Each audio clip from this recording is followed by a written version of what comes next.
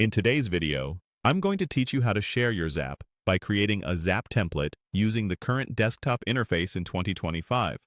This method makes it simple for others to add your automation to their own Zapier accounts without exposing any of your private data or connections. First, head to zapier.com and log into your account. From your dashboard, open the Zap you want to share. Make sure you're in the editor view so you can see the Zap's title at the very top. That's the key place we'll be working from.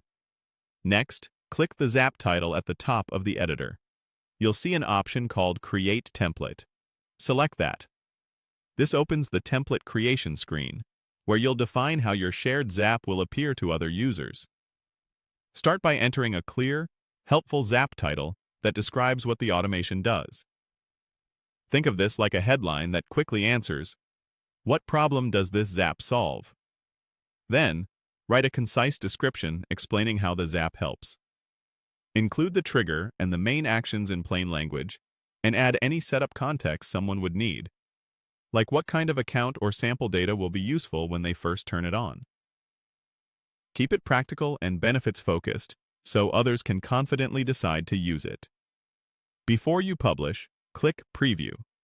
This lets you check how the title and description will look to others. Scan for typos, make sure the wording is clear, and confirm it accurately reflects what the Zap does. A good preview pass saves back and forth later. When everything looks right, click Share. Zapier will generate a unique template link for your Zap.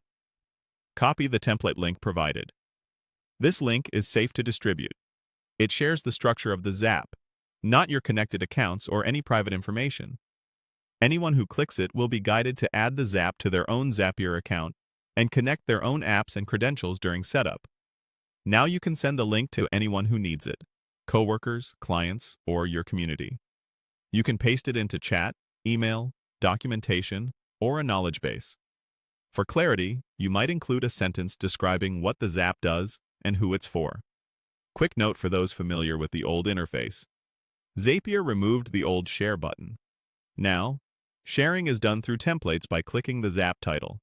This ensures everyone who uses your link can safely add the Zap to their own account. If this video helped, please like, subscribe, and share. Thanks for watching.